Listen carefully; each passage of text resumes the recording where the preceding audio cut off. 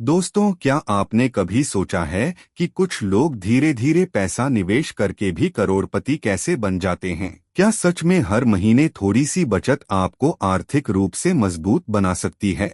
अगर आपका जवाब हाँ जानना है, तो आज की यह वीडियो आपके लिए बहुत महत्वपूर्ण होने वाली है। आज हम बात करेंगे सिप यानी सिस्टमैटिक इन्वेस्टमेंट प्लान के बारे में। यह क्या होता है, कैसे काम करता है, लोग इसमें निवेश क्यों करते हैं, इसके फायदे क्या हैं, रिस्क क्या हैं, और कैसे एक छोटा निवेश भविष्य में बड़ा फंड बन सकता है। तो वीडियो को अंत तक जरूर देखिए, क्योंकि आज आपको सिप से जुड़ी हर जरूरी जानकारी आसान भाषा में मिलने वाली है। मान लीजिए आप हर महीने 5,000 रुपए खर्च कर देते हैं छोटी छोटी चीजों में, कभी ऑनलाइन शॉपिंग, कभी बाहर खाना, कभी बेवजह के खर्च। अब सोचिए, अगर यही 5,000 रुपए हर महीने निवेश किए जाएं, तो 10, 15 या 20 साल बाद यह कितनी बड़ी रकम बन सकती है। यहीं से सिप की शुरुआत होती है। सिप का पूरा नाम है सिस्टमैटिक इन्वेस्टमेंट प्लान। यह एक ऐसा तरीका है जिसमें आप हर महीने एक तय राशि म्यूचुअल फंड में निवेश करते हैं, जैसे 500 रुपए, 1,000 रुपए, 5,000 रुपए या आपकी क्षमता के अनुसार कोई भी राशि। यह निवेश ऑटोमेटिक तरीके से हर महीने होता रहता है। आपको बार बार सोचने की जरूरत नहीं पड़ती कि कब निवेश करना है। अब सवाल आता है कि सिप और म्यूचुअल फंड में क्या फर्क है। देखिए, म्यूचुअल फंड एक निवेश का साधन है और सिप उस म्यूचुअल फंड में निवेश करने का तरीका है। जैसे आप बैंक में पैसा जमा करते हैं, उसी तरह सिप के जरिए आप म्यूचुअल फंड में पैसा जमा करते हैं। म्यूचुअल फंड में आपका पैसा अलग अलग कंपनियों के शेयर, बॉन्ड और अन्य एसेट्स में लगाया जाता है। इसे एक्सपर्ट फंड मैनेजर संभालते हैं, यानी आपको खुद शेयर चुनने की जरूरत नहीं होती। अब समझते हैं सिप कैसे काम करता है। मान लीजिए आपने हर महीने 2,000 रुपए सिप शुरू की। हर महीने आपके बैंक अकाउंट से 2,000 रुपए कटेंगे और म्यूचुअल फंड में निवेश हो जाएंगे। जब मार्केट नीचे होगा तो आपको ज्यादा यूनिट्स मिलेंगी, और जब मार्केट ऊपर होगा तो कम यूनिट्स मिलेंगी। इसी को रुपी कॉस्ट एवरेजिंग कहा जाता है। यही सिप की सबसे बड़ी ताकत है। आपको मार्केट टाइम करने की जरूरत नहीं होती, क्योंकि आप लगातार निवेश करते रहते हैं। धीरे धीरे आपका औसत खरीद मूल्य बैलेंस हो जाता है। अब एक उदाहरण से समझते हैं। पहले महीने मार्केट डाउन था और नाव 20 रुपए थी। आपके 2,000 रुपए से 100 यूनिट्स मिली। अगले महीने नाव 25 रुपए हो गई तो आपको 80 यूनिट्स मिली। तीसरे महीने नाव 18 रुपए हुई तो आपको 111 यूनिट्स मिली। यानी मार्केट ऊपर नीचे होने पर भी आपका निवेश चलता रहता है, और लंबे समय में यही तरीका अच्छा रिटर्न देने की क्षमता रखता है। अब बात करते हैं कंपाउंड इंटरेस्ट की।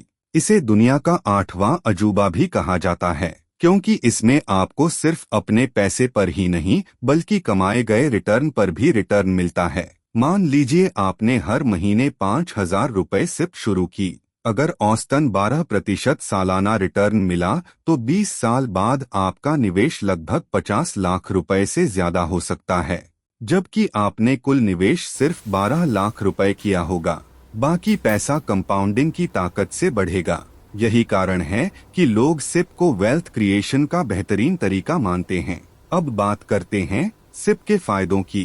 पहला फायदा है छोटा निवेश। आप सिर्फ 500 रुपए से भी शुरुआत कर सकते हैं, यानी निवेश करने के लिए अमीर होना जरूरी नहीं है। दूसरा फायदा है डिसिप्लिन। सिप आपको नियमित निवेश की आदत सिखाती है। हर महीने पैसा ऑटोमेटिक निवेश होता रहता है। तीसरा फायदा है फ्लेक्सिबिलिटी। आप कभी भी सिप बढ़ा सकते हैं, घटा सकते हैं या बंद कर सकते हैं। कोई लंबी बाध्यता नहीं होती। चौथा फायदा है कंपाउंडिंग। लंबे समय तक निवेश करने पर पैसा तेजी से बढ़ सकता है। पांचवा फायदा है प्रोफेशनल मैनेजमेंट। आपका पैसा एक्सपर्ट्स द्वारा मैनेज किया जाता है।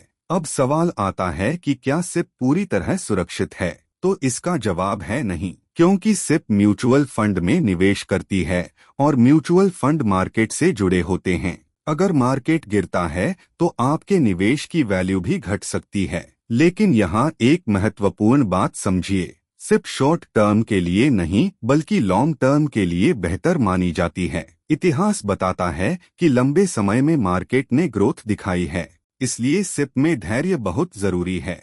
बहुत लोग गलती करते हैं कि मार्केट गिरते ही सिप बंद कर देते हैं, जबकि असली स्मार्ट निवेशक मार्केट गिरने पर भी निवेश जारी रखते हैं, क्योंकि उस समय उन्हें ज्यादा यूनिट्स मिलती हैं। अब बात करते हैं सिप शुरू कैसे करें। सबसे पहले आपको अपना फाइनेंशियल गोल तय करना होगा, जैसे घर खरीदना, बच्चों की पढ़ाई, शादी या रिटायरमेंट। दूसरा कदम है सही म्यूचुअल फंड चुनना। अगर आप लंबी अवधि के लिए निवेश कर रहे हैं तो इक्विटी म्यूचुअल फंड्स अच्छे हो सकते हैं। अगर कम रिस्क चाहते हैं तो डेट फंड्स पर विचार कर सकते हैं। तीसरा कदम है केवाईसी पूरा करना। आजकल यह पूरी प्रक्रिया ऑनलाइन हो जाती है। पैन कार्ड, आधार कार्ड और बैंक डिटेल्स की जरूरत होती है। चौथा कदम है सिप अमाउंट तय करना। हमेशा उतनी राशि से शुरुआत करें जिसे आप लगातार निवेश कर सकें। पांचवा कदम है निवेश शुरू करना और धैर्य रखना। यही सबसे महत्वपूर्ण हिस्सा है। अब बात करते हैं सिप में होने वाली कुछ सामान्य गलतियों की। पहली गलती है जल्दी अमीर बनने की सोच। सिप कोई जादू नहीं है, यह धीरे धीरे धन बनाने का तरीका है। दूसरी गलती है बार बार फंड बदलना। लोग थोड़े समय के रिटर्न देखकर फंड बदल देते हैं, यह सही तरीका नहीं है।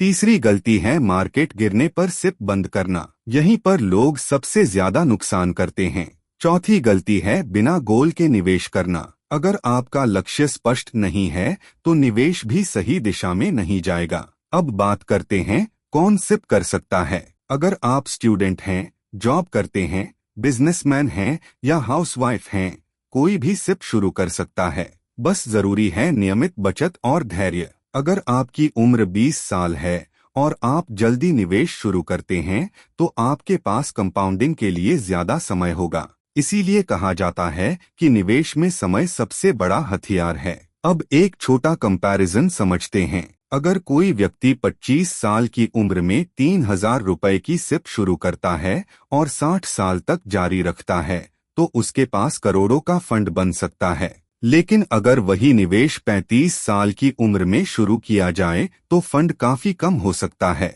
यानी जल्दी शुरुआत करना बेहद फायदेमंद होता है। अब बात करते हैं स्टेप अप सिप की। इसमें आप हर साल अपनी सिप राशि बढ़ाते हैं।